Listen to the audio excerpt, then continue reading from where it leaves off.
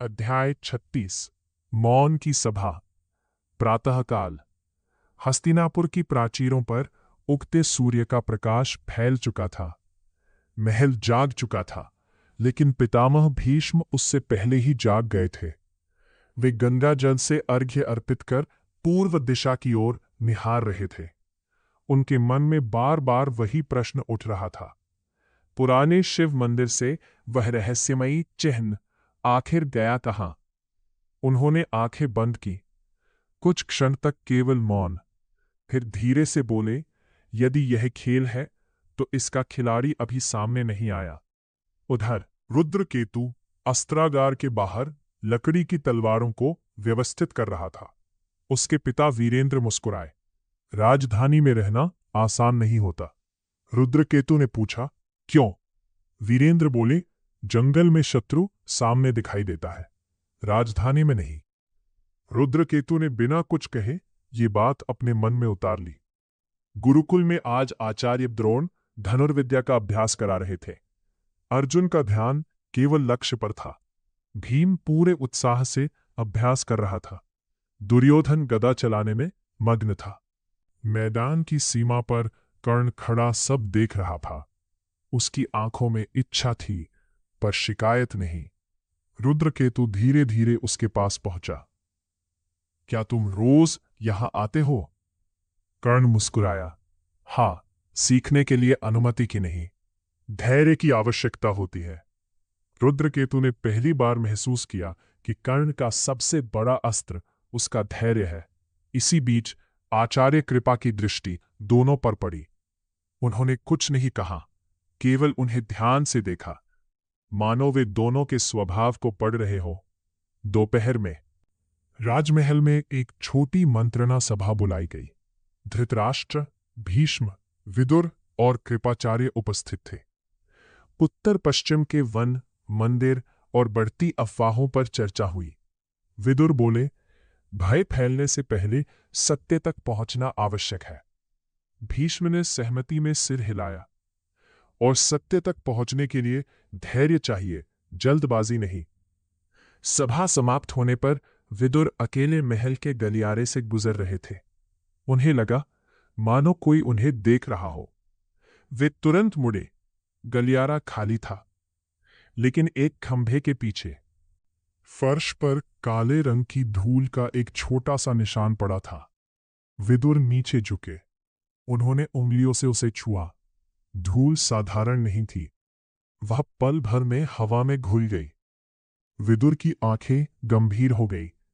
तो कोई महल के भीतर भी आ चुका है। उधर संध्या के समय रुद्रकेतु और कर्ण महल की प्राचीर पर खड़े अस्त होते सूर्य को देख रहे थे। कुछ देर दोनों मौन रहे। फिर कर्ण बोला, रुद्र, क्या तुम्हें लगता है कि मनुष्य अपना भाग्य बदल सकता है? भाग्य शायद नहीं, लेकिन भाग्य का सामना कैसे करना है, यह मनुष्य स्वयं चुन सकता है। कर्ण ने उसकी ओर देखा। उसके होंठों पर हल्की मुस्कान थी। तुम्हारे उत्तर सरल नहीं होते। रुद्रकेतु भी मुस्कुरा दिया। उसी क्षण दूर आकाश में वही काला कावा दिखाई दिया।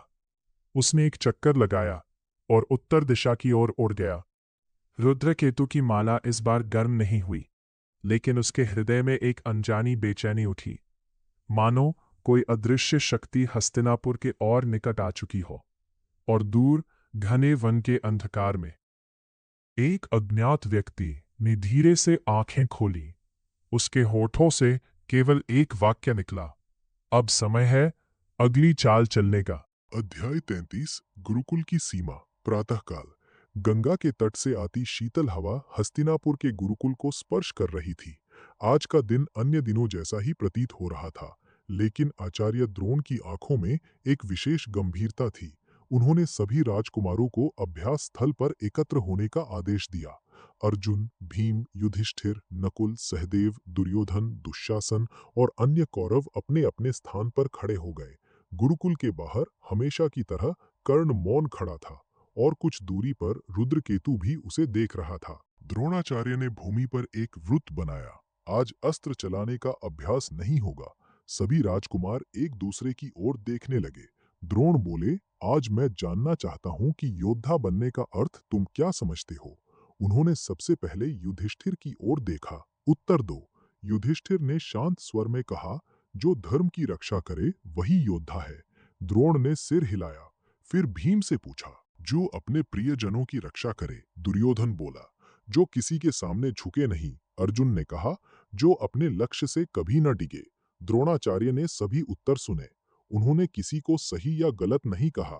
उनकी दृष्टि अचानक गुरुकुल की सीमा पर खड़े कर्ण पर पड़ी। कुछ क्षण मौन रहा। फिर उन्होंने ऊंची आवाज में पूछा, वहां खड़े युवक, यदि तुमसे यही प्रश्न पूछा जाए तो तुम्हारा उत्तर क्या होगा। सभी की नजरें कर्ण पर टिक गई। कर्ण ने एक पल के लिए झिझक महसूस की। फिर उसने हाथ जोड़कर कहा, आचार्य, मैं आपका शिष्य नहीं हूं। द्रोणाचार्य ने उत्तर दिया, आज मैं शिष्य से नहीं, एक युवक से पूछ रहा हूं। कर्ण ने गहरी सांस ली। मेरे लिए योद्धा वो है जो अपने अपमान से बड़ा अपने कर्तव्य को बनाए रखे। कुछ क्षण के लिए पूरा गुरुकुल शांत हो गया। रुद्रकेतु ने पहली बार कर्ण की आवाज में छिपा हुआ दर्द महसूस किया। द्रोणाचार्य ने कोई टिप्पणी नहीं की। उन्होंने केवल इतना कहा, अच्छा उत्तर है।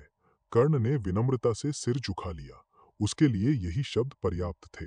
अभ्यास समाप्त होने के बाद अर्जुन अकेला अपने धनुष की प्रत्यंचा ठीक कर रहा था। रुद्रकेतु उसके पास पहुंचा। तुम सबसे अधिक अभ्यास करते हो। अर्जुन मुस्कुराया। प्रतिभा जन्म से मिल सकती है, पर कौशल नहीं। कौशल हर दिन कमाना पड़ता है। रुद्रकेतु ने पूछा, क्या तुम्हें कभी हारने का डर नहीं लगता। अर्जुन ने धनुष उठाया, दूर रखे लक्ष्य पर दृष्टि जमाई। लगता है, इसीलिए अभ्यास करता हूँ।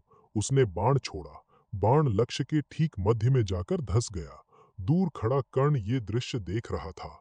उसने कुछ नहीं कहा, लेकिन उसके हाथ अनायास ही मुट्ठी में बदल गए। ये ईर्ष्या नहीं थी, ये स्वयं को सिद्ध करने की तीव्र इच्छा थी। रुद्रकेतु ने उसकी ओर देखा।